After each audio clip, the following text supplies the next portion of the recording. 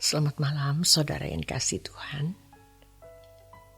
Renungan malam kali ini dengan tema Mesin Anugerah. Bersama Pendeta Dr. Erastus Sabdono, dan malam hari ini saya Yohana menemani Anda dan keluarga. Tidak ada kedewasaan tanpa pengalaman dengan Allah. Tidak ada kedewasaan tanpa proses mengalami Tuhan. Karena justru pengalaman dengan Tuhan di dalam kehidupan itulah yang mendewasakan. Memang Tuhan tidak selalu membuat kita menderita. Tetapi Tuhan memaknai keadaan-keadaan yang tidak menyenangkan. Keadaan-keadaan yang menurut kita tidak nyaman, bahkan menyakitkan, untuk mendewasakan kita. Keadaan tersebut merupakan mesin anugerah Tuhan bagi semua orang percaya. Ini sangat bertolak belakang dengan harapan banyak orang. Bertentangan dengan pemikiran banyak orang. Orang beragama atau bertuhan supaya lancar jalannya, banyak berkahnya, enteng rezekinya, nyaman, aman, dilapangkan jalannya. Tetapi ternyata Allah yang benar tidaklah demikian. Allah menggunakan keadaan-keadaan yang sulit, yang tidak menyenangkan, untuk mendewasakan kita. Dan hal itu kita bisa mengerti hubungan dengan Allah sebagai Bapa dan kita anak. Hubungan antara kita dengan Allah sebagai gembala dan kita dombanya.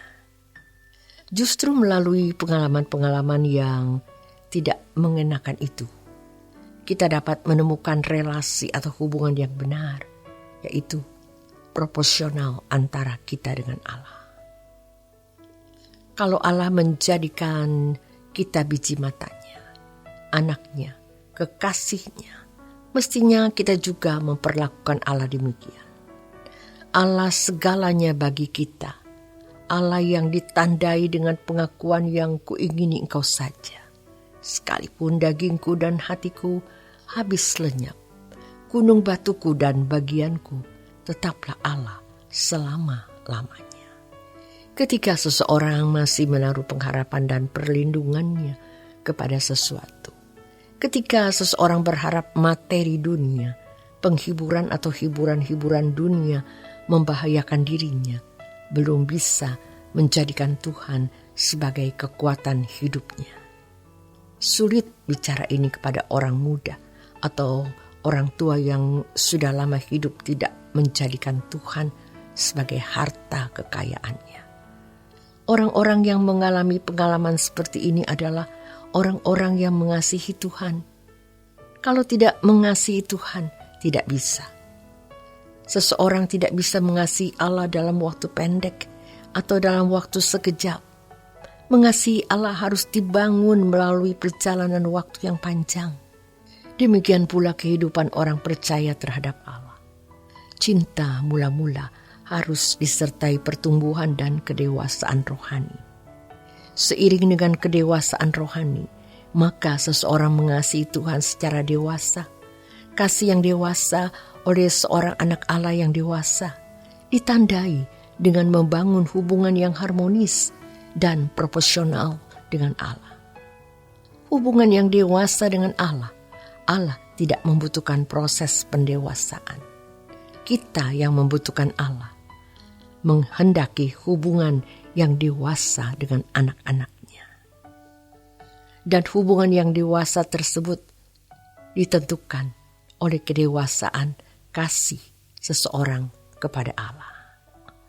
Jika seseorang mengasihi dengan tulus dan terus terbimbing melalui perjalanan waktu, kasihnya menjadi dewasa.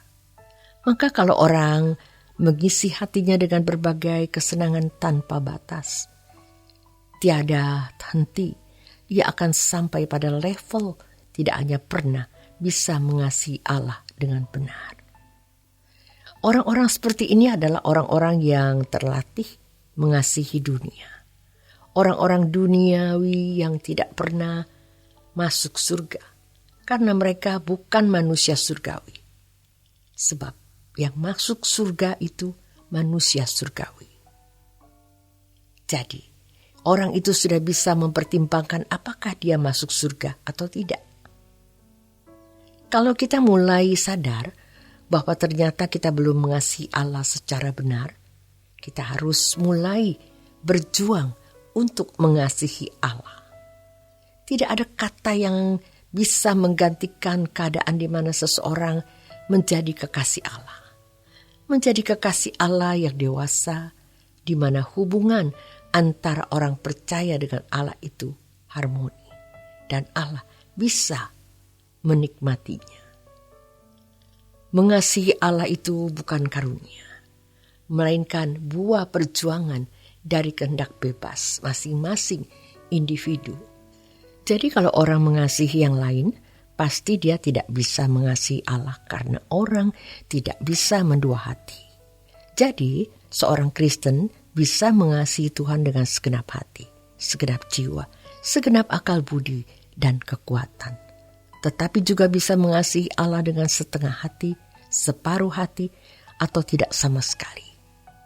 Tapi karena kita sudah terlanjur banyak dirusak oleh dunia, kita harus mulai proses kembali secara bertahap. Membangun persekutuan dengan Allah melalui kehidupan yang semakin meninggalkan ikatan dengan dunia untuk semakin terikat dengan Allah. Keterikatan dengan Allah harus semakin kuat sehingga membawa seseorang pada percintaan dengan Allah dan tidak bisa menoleh ke belakang lagi. Sebab selama kita masih hidup dalam kewajaran anak dunia, kita tidak akan pernah bisa bertumbuh. Roh Kudus pasti menolong kita untuk mengasihi Dia sebagai yang Allah inginkan. Kalau kita sadar bahwa kedudukan dan posisi kita adalah kedudukan dan posisi yang istimewa, maka kita berani menjadi orang-orang yang tidak wajar menurut ukuran anak-anak dunia. Jadi, kasih kepada Allah menggerakkan seseorang merespon mesin anugerah yang Allah berikan, yaitu proses penggarapannya. Kasih Allah kepada Allah menggerakkan seseorang merespon mesin anugerah yang Allah berikan, yaitu proses penggarapannya. Terima kasih untuk kebersamaan Anda di Renungan Malam. Selamat beristirahat. Tuhan Yesus memberkati.